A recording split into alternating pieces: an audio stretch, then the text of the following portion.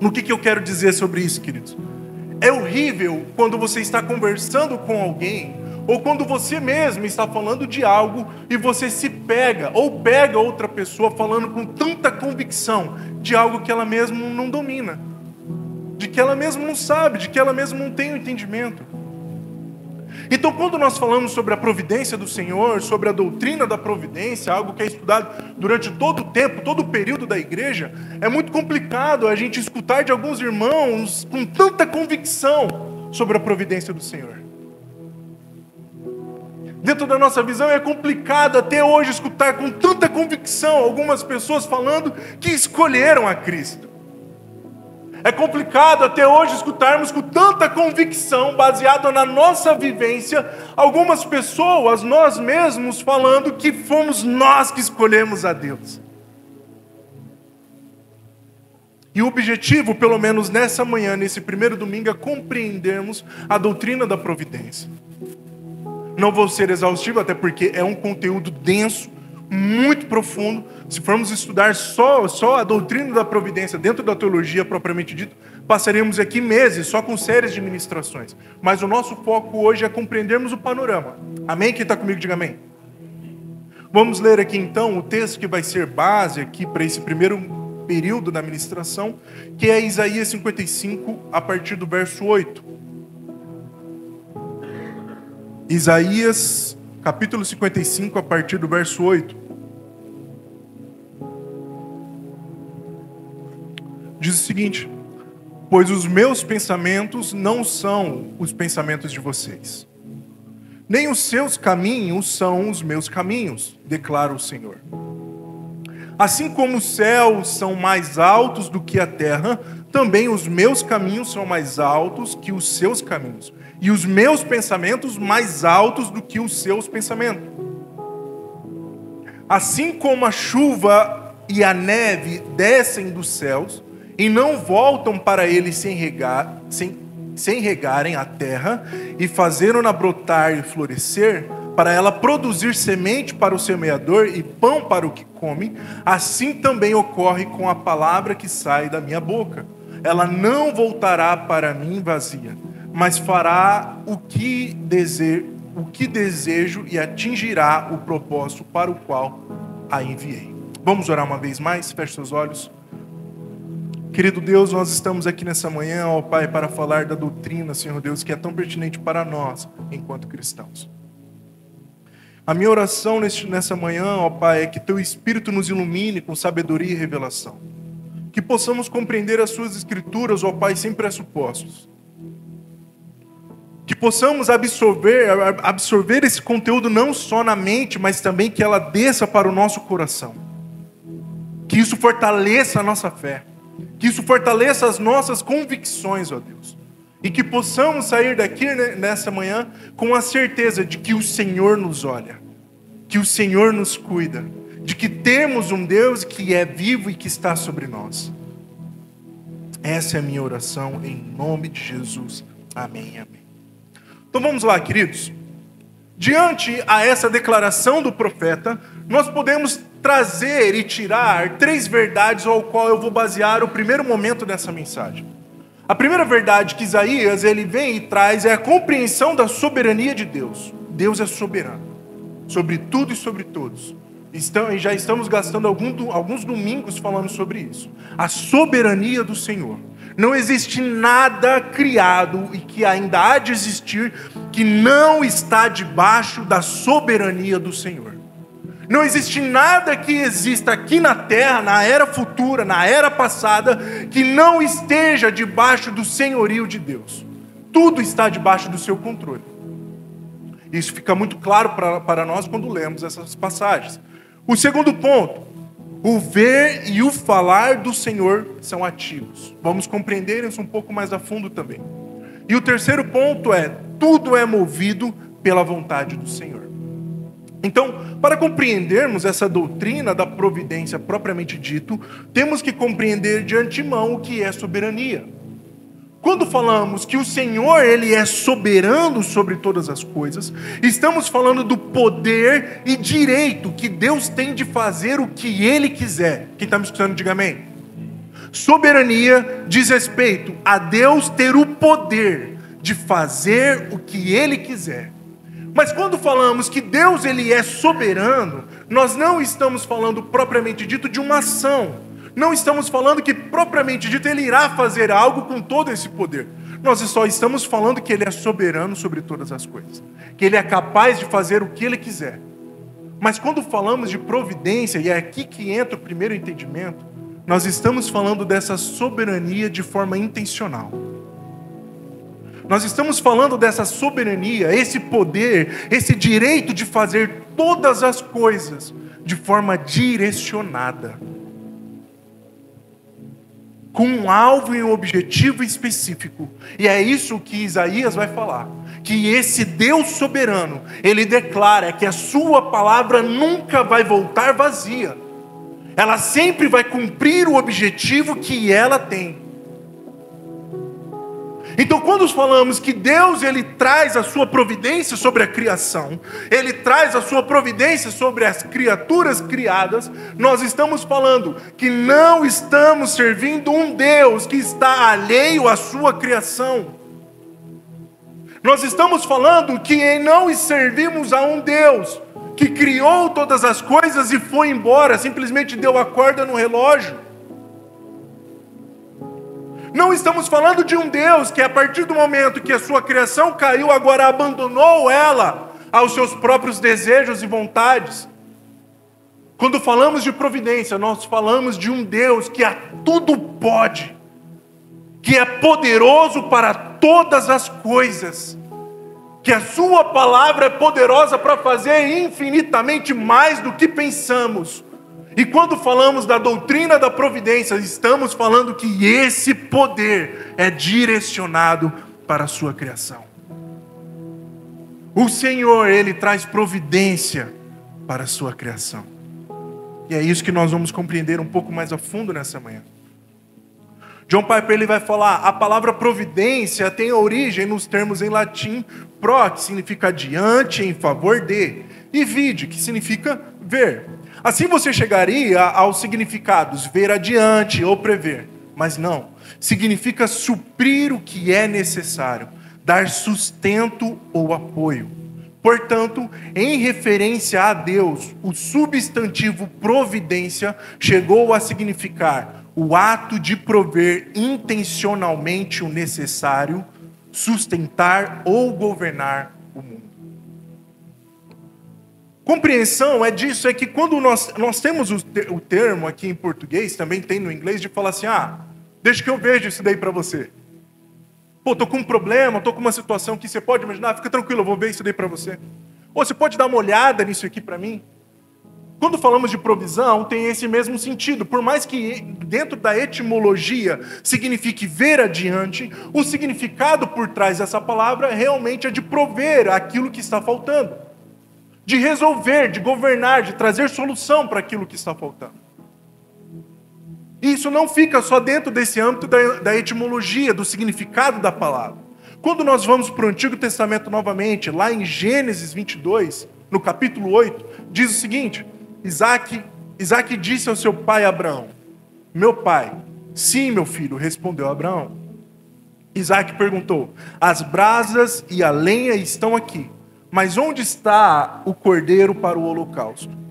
Respondeu Abraão, Deus mesmo há de prover o cordeiro para o holocausto, meu filho. E os dois continuaram a caminhar juntos. Agora lá no verso 14, Abraão deu àquele lugar o nome de o Senhor proverá. Por isso até hoje se diz, no monte do Senhor se proverá. Então veja, quem aqui já ouviu o termo de Jeová Jireh? Pô, presente nas campanhas, hein? Quando falava de Jeová Jireh, a gente até abria a carteira um pouco maior, né? Falava, agora vem. É o Deus que provê. Ele vai prover as minhas riquezas, as minhas vaidades e as minhas necessidades. Oh, glória! Vamos selar aqui a oferta agora aqui, queridos. Porque é Jeová Jireh, Ele provê. Quando o significado dentro do hebraico, esse Jireh que aqui está falando, ao qual Abraão colocou um monte falando, o Senhor me vê. O Senhor não está alheio àquilo que Ele me pediu. Então nesse monte há provisão. Não uma provisão física propriamente dito, queridos, mas há um Deus que nos enxerga. E quando compreendemos que Jeová Jireh é um Deus que vê, compreendemos que a sua visão significa que Ele age. Se Deus nos olha, Deus está agindo. Não de acordo com as nossas vaidades aqui na terra, muito menos pelas nossas ganâncias. Ele nos enxerga e Ele provê o necessário para o altar. Ele provê o necessário para o sacrifício. Mas continuamos usando esses termos, o nome dado ao Senhor, para uma verdade financeira. Ah, Deus provê, queridos. O mesmo Deus que enviou o seu Filho aqui na terra e Ele a nada teve, destituiu de toda glória e honra, mas Ele provê. Então quando falamos de provisão, quando falamos de que há um Deus que enxerga, que vê adiante, compreendemos que há um Deus que governa e ordena todas as coisas. É Ele que provê o cordeiro para o holocausto. É Ele que provê o cordeiro para o sacrifício. Vamos ofertar o seu Isaac. O bicho nem morreu, velho. Aqui, vamos lá, o seu Isaac. Aquilo que te custa. Se no final não descer um anjo e der a oferta para eu dar, então não está valendo. Jeová Jireh. Olha para o irmão do seu lado e fala: misericórdia, querido. O Senhor tenha... Então vamos. Quando falamos então de Jeová Jireh, nós estamos referindo de um Deus que nos vê. E sabemos que esse olhar é providencial. Não como um espectador. Se Deus vê, algo está agindo. E como que é complicado viver debaixo da providência do Senhor. Como eu falei no domingo retrasado, como é complicado você estar diante a uma tempestade no meio do barco e a única coisa que você tem é o silêncio de Deus. É o silêncio de Jesus. É onde você ora e não tem resultado. Mas quando compreendemos a provisão do Senhor, sabemos que mesmo em meio ao silêncio, temos um Deus que nos enxerga. Mesmo em meio à dificuldade, temos um Deus que nos enxerga. Mesmo quando todas as pessoas nos abandonam, temos um Deus que nos enxerga. E a providência que Ele rege o cosmo e o universo está estendido para nós. Temos um Deus que nos vê, queridos. O nosso Deus é vivo. E quando falamos isso, temos que ter a convicção desse entendimento sobre provisão. O nosso Deus não está morto. O nosso Salvador, o Messias, não está mais pendurado no madeiro. Ele ressuscitou e governa à direita de Deus Pai. E esse mesmo Deus é o que nos enxerga. Isso é basilar para a nossa fé, irmãos. Isso é a base, um dos pilares fundamentais da nossa fé, de que temos um Deus que nos provê. Rafael, provisão pode ser financeira? Pode, querido, sem dúvidas nenhuma. Não é disso que eu estou falando. Pode sim ser financeira. Se formos aqui falar para cada um levantar as mãos, se já viveu a providência do Senhor de forma financeira, cara, a gente vai passar aqui até amanhã, cada um contando os seus milagres e testemunhos. Não é disso que eu estou falando. O que eu estou falando é que até mesmo a provisão financeira está dentro da provisão cósmica e eterna de Deus. Porque afinal de contas Ele nos garantiu. Nunca vi um justo mendigar o pão. Talvez não vamos ter a casa que queremos, o carro que queremos, a faculdade que queremos, a condição financeira que queremos. Talvez não vamos dar a educação que queremos para os nossos filhos. Talvez não vamos conseguir várias coisas que almejamos. Mas o que nós temos então, Rafael, é a convicção de que no monte do Senhor Ele traz provisão. Ele provê, Ele nos enxerga. Quem está me escutando, diga amém. John Piper ele vai falar: Deus não se limita a ver como um espectador passivo. Como Deus, Ele nunca é simplesmente um observador. Ele não é um observador passivo do mundo, nem um profetizador passivo do futuro. Para onde quer que Deus esteja olhando, Ele está agindo.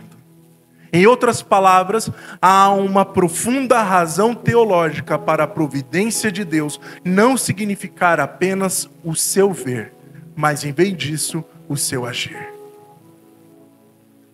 Como eu falei, queridos, Ele não está alheio às nossas necessidades.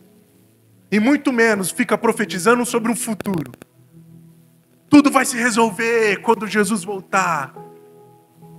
As lágrimas vão cessar, não sei o que. Tudo isso é verdade? É. É a nossa esperança escatológica. É a nossa convicção no futuro. Mas quando falamos de providência, queridos, estamos falando que nós não estamos numa lacuna no tempo. No início, a crucificação de Cristo e no final, a sua volta. E o que acontecer nesse meio é obra do destino e do acaso. Não! Quando falamos de provisão, estamos falando de um Deus que gerencia todas as coisas para o seu bom propósito. É a convicção de que Deus não perdeu o controle de nada. Rafael, mas o mundo está um caos, a situação está complicada, o Rio Grande do Sul está um desastre, lá não sei onde está tendo guerra, doenças, tudo isso. O Senhor não perdeu o controle de nada. Como vamos lidar então com essas questões do mal? Tudo isso é um mistério. O que fica para nós é a convicção de que Ele é um bom Pai. De que não há maldade nesse Deus. Não compreendemos muitas vezes as suas ações, mas a convicção de que nós temos é que Ele é bom. Mas isso não é algo novo que eu estou falando. No Catecismo de Heidelberg ele já fala o seguinte, a questão 27 é: o que é a providência de Deus? A resposta é o poder onipotente e onipresente de Deus, pelo qual, como quer por sua mão, Ele sustenta o céu e a terra, com todas as criaturas, e governa de tal modo que ervas e plantas, chuva e seca, anos frutíferos e estéreis, comida e bebida, saúde e doença, riqueza e pobreza, todas as coisas não nos vêm por acaso, mas de sua mão paternal. Diga comigo, paternal. Fala mais uma vez, paternal. É proposital aqui, queridos, o final dessa declaração estar falando que a mão de Deus é de um pai. Não de um Deus maldoso, um piadista cósmico, um Deus ali que gosta de ver o sofrimento do seu povo, não. Mas com mãos paternais. Como de um pai que cuida dos seus filhos. Não compreendemos, damos chilique às vezes, criticamos, jogamos na cara falando que é culpa dele, mas o nosso coração está sendo cuidado com as mãos de um pai amoroso. No Catecismo Maior de Westminster, na questão 18, vai dizer: quais são as obras da providência? A resposta dessa questão é: as obras da providência de Deus são as suas mais santas, mais sábias e mais poderosa preservação e governo. Diga comigo, preservação, e fala governo. Fala preservação, fala governo. De todas as suas criaturas, ordenando-as e todas as ações delas para a sua glória. Então a providência do Senhor é o poder, o direito e a autoridade que Deus tem de governar todas as coisas para preservação e governo. E tudo isso com a finalidade da sua própria glória. Então temos a convicção de que não há nada criado que não esteja debaixo da providência de Deus. Ele cuida, Ele ordena, Ele governa todas as coisas. Nada criado está alheio ao seu governo. Nada, queridos. Rafael, mas eu estou longe da igreja, eu isso, eu e aquilo. Nada foge do governo de Deus. Eu não aceitei Cristo ainda. Nada, queridos, nada foge do controle de Deus. Nada foge do seu senhorio. Mesmo quando não estamos vendo, temos a convicção de que Jeová Jireh está com os seus olhos na história. No entanto, devemos ter a convicção de que providência é diferente de destino. Talvez alguns, quando começam a falar então sobre providência, tenham a mentalidade fatalista de dizer, então é isso, um determinismo tolo. De falar, bom, então, se o Senhor traz a sua providência sobre a história, nada foge do seu controle, então o que tiver de ser, será. Já que Ele controla todas as coisas, eu não tenho controle de nada. Então a minha vida é regida por Ele mesmo. A partir de amanhã, tô Zeca Pagodinho. Deixa a vida me levar e vai ser o que Deus quer. O Senhor que sabe das coisas e pronto, acabou. Charles Spurgeon, na sua pregação sobre providência, ele diz o seguinte: você dirá nessa manhã, nosso pastor é fatalista. Seu pastor não é tal coisa. Alguns dirão, ele acredita no destino. Ele não acredita no destino de maneira alguma. O que é o destino? O destino é isso. O que tem de ser, será. Mas há uma diferença entre isso e a providência. A providência diz, o que Deus ordena, será. Mas a sabedoria de Deus nunca ordena algo sem um propósito. Vou ler novamente. Mas a sabedoria de Deus nunca ordena algo sem um propósito. Tudo neste mundo está trabalhando para alguma grande finalidade. O destino não diz isso. O destino diz apenas que a coisa tem de ser. A providência, por sua vez, diz: Deus move as rodas adiante e lá estão elas. Ele finaliza esse trecho dizendo: a doutrina da providência não é o que tem de ser, será. Antes, a doutrina da providência é aquilo que existe, trabalha para o bem de nossa raça e, em especial, para o bem do povo eleito de Deus. As rodas estão cheias de olhos, não são rodas cegas. Não estamos, então, à mercê do destino. Não vivemos debaixo de uma causalidade. Não estamos vivendo o efeito borboleta de consequências e cascatas que se vêm disso. A nossa convicção é que desde o Éden, antes mesmo da fundação do mundo, como diz Paulo em Efésios, o Senhor ordena e coordena todas as coisas debaixo da sua sabedoria. Se a gente pegar para ler do capítulo 1 até 7 de Provérbios, ali nós vamos compreender o que é a sabedoria do Antigo Oriente. Eles colocando a sabedoria quase como uma pessoa. Lemos isso em Salmos, lemos isso em Eclesiastes, a sabedoria como uma pessoa. Em Jó lemos que a sabedoria estava presente na criação de todas as coisas. E aí quando lemos João capítulo 1, versículo 1, quando fala que o verbo se fez carne, não de uma percepção grega de logos, de que eles tinham o entendimento de que o logos era aquilo que criou todas as coisas. Mas ali João estava falando da palavra sabedoria. Essa sabedoria, aonde que por meio dela todas as coisas foram criadas, agora havia encarnado. A sabedoria ao qual Deus consultou para colocar limite nas águas, para criar os céus e a terra, para criar o sol e a lua, essa sabedoria agora estava andando sobre a terra.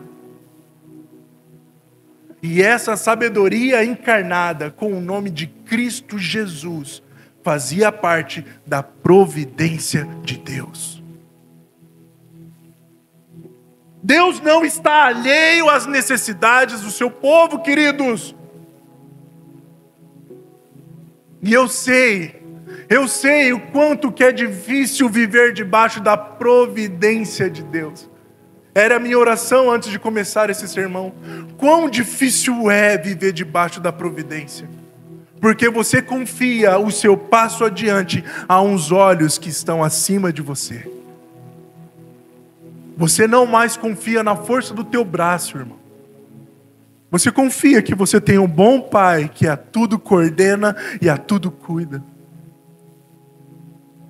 Você confia de que mesmo antes do holocausto há um Deus que impede o menino de ser sacrificado. O Senhor nos vê. Então, qual é o objetivo, natureza e extensão da providência de Deus? O objetivo é ordenar, governar e preservar. Diga comigo, ordenar, governar e preservar todas as coisas. A natureza é da paternidade para a sua glória. E a extensão é tudo que há dentro e fora do tempo. Não existe nada que esteja longe o suficiente do senhorio de Deus. Nada. Por mais que a sua causa seja difícil, por mais que a sua situação esteja complicada, por mais que ninguém mais acredite em você, nada foge do senhorio de Deus. Então, querido, se nessa manhã você se encontra já desistido da vida, se você chegou aqui nessa manhã já entregue, se você chegou aqui nessa manhã com a convicção de que o que tiver que ser, será, o Senhor te relembra: eu sou Jeová Jirê, os meus olhos estão sobre você, você não é obra do acaso, você não é fruto das circunstâncias, você está debaixo do meu senhorio, mesmo que ainda não aceite isso. A minha mão continua te cuidando, a minha mão continua te guardando. Quem está me entendendo, diga amém. E como que nós podemos aplicar tudo isso de uma forma bíblica?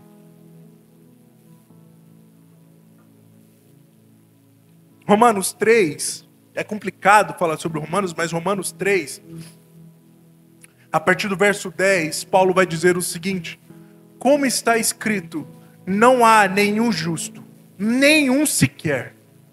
Não há ninguém que entenda, ninguém que busque a Deus. Todos se desviaram, tornaram-se juntamente inúteis. Não há ninguém que faça o bem, não há nenhum sequer. A garganta deles é um sepulcro aberto, com a língua enganam, veneno de víbora está em seus lábios, a boca eles a têm cheia de maldições, de maldição e amargura. Os seus pés são velozes para derramar o sangue. Nos seus caminhos há destruição e miséria. Eles não conhecem o caminho da paz. Não há temor diante de Deus de seus olhos. Não há temor de Deus diante de seus olhos. A descrição de Paulo aqui é do homem natural, como ele vai falar. O homem ao qual ainda não conhece a Deus. O homem que ainda não recebeu a regeneração do Espírito. A declaração que Paulo vai falar é: todos praticam o mal. Eles não conseguem fazer o bem. Então a primeira convicção que já falamos aqui é justamente sobre a depravação da humanidade. E queridos, deixa eu falar algo para ficar claro aqui dentro de você desde agora. Quando falamos que o homem ele é mau por natureza, ele não consegue escolher o bem, nós não estamos falando de um bem moral. Amém? Não estamos falando que todo mundo é mau e matar criança, não sei o quê. Não é disso que eu estou falando. Não é de uma maldade moral. Até porque nós somos alvos diariamente de uma bondade humana. É ou não é? Conhecemos pessoas que são boas, queridos. Essa que é a verdade. Que nos constrange com a sua bondade. Então o que Paulo está falando aqui é justamente da perda do livre-arbítrio. Deus deu ao homem o livre-arbítrio. Deu. De fato a deu. Mas o homem a perdeu no momento que ele escolheu o mal. Arbitrar, justamente poder escolher como um árbitro de futebol, enfim, você pode pegar a analogia que você quiser. Livre-arbítrio, você conseguir escolher de forma livremente, foi perdido no momento da queda. Porque as Escrituras vão falar que a partir dali estamos sujeitos debaixo do pecado. Nós não temos o livre-arbítrio, não escolhemos a Deus. Ele não foi a nossa primeira escolha. Perdemos a capacidade de escolher o melhor. Não temos mais esse poder. Estamos sujeitos debaixo do pecado. O que nos resta é a livre agência. É onde eu falava para a Renata, preparando a palavra. O Senhor tem a sua providência cósmica cuidando de tudo. Compreendemos que não existe um pó de poeira que você enxergue contra a luz do sol, que se movimenta sem a permissão de Deus. Não existe um cabelo que cresça, não existe um cabelo que caia sem a permissão de Deus. Não existe uma planta que nasce, que morra sem a permissão de Deus. Os peixes não nadam sem a permissão do Senhor. Não existe estrelas nascendo e estrelas morrendo sem a permissão de Deus. E tudo ao mesmo tempo, Deus coordena o cosmo criado de forma magnífica. Ele a tudo gera e controla. E eu falei para Renata, ainda assim Ele me deu a capacidade de escolher as coisas aqui na terra. E por incrível que pareça, eu escolhi você, eu falei para ela. E você me escolheu. E a providência do Senhor é tão sublime que mesmo debaixo de uma escolha pecaminosa de um pecador, Ele abençoou e nos fez família. Essa é a cantada mais calvinista que você escutou, meus irmãos. Eu falei, ainda assim o Senhor abençoou. Debaixo da sua providência, Ele nos abençoou enquanto família. Nada, queridos, está alheio ao controle e governo do Senhor. Em Romanos 3:23, ele continua falando sobre a depravação do homem. Pois todos pecaram e estão destituídos da glória de Deus. Em 1 João, vamos ler, falando, aquele que diz que não tem pecado, ele é mentiroso, é isso aí, mentiroso. E se é mentiroso, é inimigo de Deus. Em Provérbios vamos ler, quem pode dizer, purifiquei o meu coração e estou limpo de pecado. Em Salmos vamos ler, nasci em iniquidade. O homem, desde o seu nascimento, queridos, está sujeito ao pecado. Não temos a condição física, espiritual, emocional, seja lá o que for, de escolher a Deus. Não temos, não temos. E eu perdi as contas de quantas vezes eu já vi pessoas indo na frente, falando que aceita Jesus e que nada muda. Porque se dependesse de nós, a vida seria muito mais tranquila. Mas é o Espírito que nos regenera. É Ele que nos convence do pecado, do juízo e da justiça vindoura.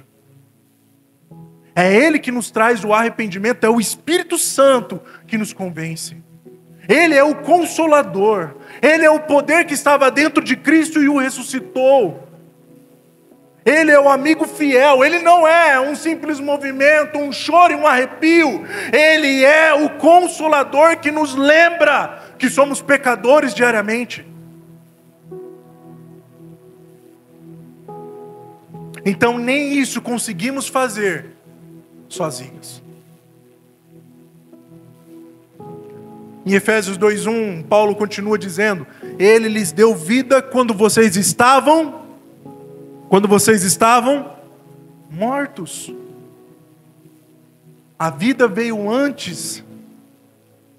Já nascemos em iniquidade, queridos, já nascemos debaixo do pecado, já nascemos condenados à morte. E a providência do Senhor é antes mesmo da fundação dos mundos. Ele lhes deu vida quando vocês estavam mortos em suas transgressões e pecados. Foi quando você aceitou Jesus então? Não. A vida veio antes. A providência do Senhor veio muito antes disso. No versículo 2 ele continua: nos quais vocês andaram no outro tempo, segundo o curso deste mundo, segundo o príncipe da potestade do ar, do espírito, que agora atua no filho da desobediência, nos filhos da ira. Então, entre eles também, nós todos andamos no passado, segundo as inclinações da nossa carne, fazendo a vontade da carne e dos pensamentos, e éramos por naturezas filhos da ira, como também os demais. O que você está tentando dizer com tudo isso, Rafael? É que o homem sem Deus, ele está debaixo de uma rebelião. Um homem sem Deus, ele já é inimigo de Deus. O homem sem o seu espírito é filho da desobediência, é filho da ira. Então ele está em rebelião contra o Senhor, incapaz de reconhecer a providência divina na sua vida. O homem perdeu o seu livre-arbítrio. Não podemos mais escolher o que é bom. Encontra-se em um estado em que não pode pôr um fim à sua própria rebelião. E tentamos desesperadamente, dia após dia, colocar o fim à nossa rebelião pelas nossas próprias forças. Tentamos diariamente acabar com o vazio que está dentro de nós. Mas só depende do Espírito Santo e da sua providência. Quem está me escutando, diga amém. Quero caminhar para o encerramento. Tiago, capítulo 4, verso 13, diz o seguinte: escutem, agora vocês que dizem, hoje ou amanhã iremos para a cidade tal, e lá passaremos um ano, e faremos negócio e teremos lucros. Vocês não sabem o que acontecerá amanhã. O que é a vida de vocês? Vocês não passam de neblina que aparece por um instante e logo se dissipa. Em vez disso, deveriam dizer, se Deus quiser, não só viveremos, como também faremos isso ou aquilo. Agora, entretanto, vocês se orgulham das suas arrogantes pretensões. Todo orgulho semelhante a esse é mau. O que Tiago está querendo dizer quando ele fala sobre pretensão? Uma pretensão arrogante. É quando o homem, de forma deliberada, acha que tem controle sobre a sua vida. Acha que é senhor sobre o seu próprio destino. Acha que pode fazer planos e mais planos. E se formos colocar nos nossos dias, ele faz planos diários. E aí ele chega para Deus e pede para que Deus abençoe os seus caminhos. Nos esquecemos que temos um Senhor sobre nós. De que Ele que controla a nossa vida. Que Ele que controla o nosso destino. Mas continuamos vivendo como se não houvesse um Senhor sobre nós. Continuamos vivendo como se não houvesse um Deus a quem devemos prestar contas. Eu só vou fazer mais essa faculdade Só vou começar mais esse negócio, só vou fazer mais esse sonho, só vou realizar mais essa etapa. E ainda tenho tempo. Sou novo.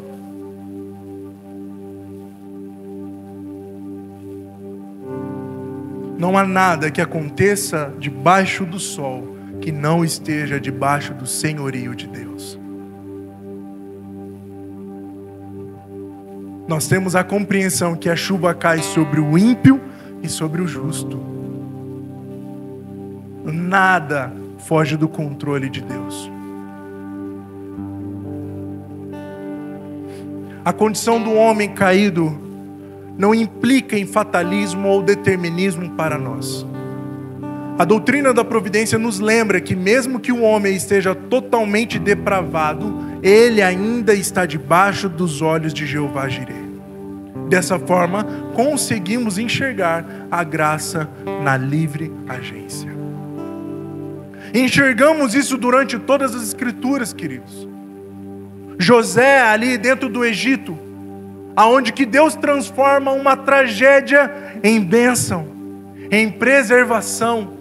Enxergamos Moisés com a libertação do povo, ao qual ele endureceu o coração de Faraó. Para aqueles que estavam no meio, queridos, não era algo tranquilo, era um caos enxergar tudo aquilo acontecendo. Mas o Senhor estava agindo de acordo com a sua boa providência. O que no momento parecia ser um desastre, resultou em libertação. Os babilônicos com compaixão de Israel, Nabucodonosor com Daniel, nós temos vários relatos onde que Deus transforma tragédia em bênção. Quem está me escutando? Deus é especialista nisso, queridos.